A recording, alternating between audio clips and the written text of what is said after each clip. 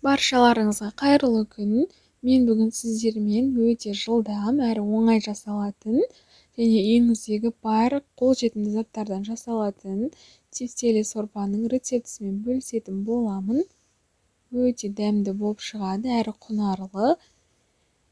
Менімен бірге болып видеоның соңына дейін көріңіздер.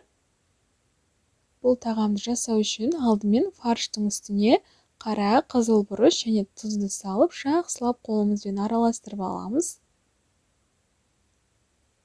Барлығын дәміне қарай салып, осылай араластырып аламыз. Енді қолыңызды жуып, осылай кішкенеден ала отырып, домалақтап шығамыз.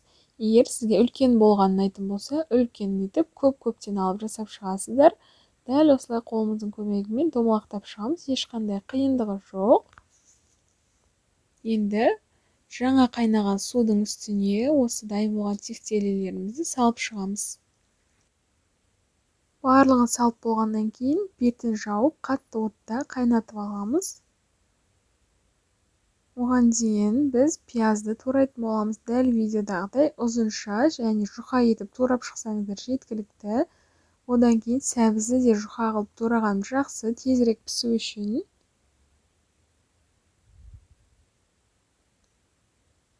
Дәл видеодағыдай етіп картопты да турап аламыз.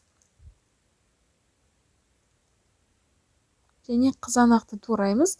Қызанақтың орнына кішкене томат немесе аджика салсаңыздар болады, бір ас қасықтай.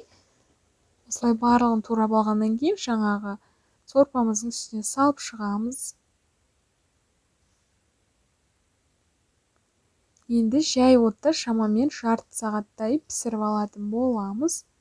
Үстіне тұз салуды ұмытпаңыздар, дәміне қарай. Қазанның бетін жауып, жарты сағатта пісіріп аламыз. Біздің тефтелиміз осындай дәмді болып шығады. Өздеріңіздің қалауларыңыз бойынша бетіне көк пияз немесе аскөк сепсеңіздер болады. Видео сіздерге ұнағанына сенімдімін. Егер видео ұнаса, каналыма тіркеліп лайк басуды ұмытпаңыздар. Сіздерге ас болсын.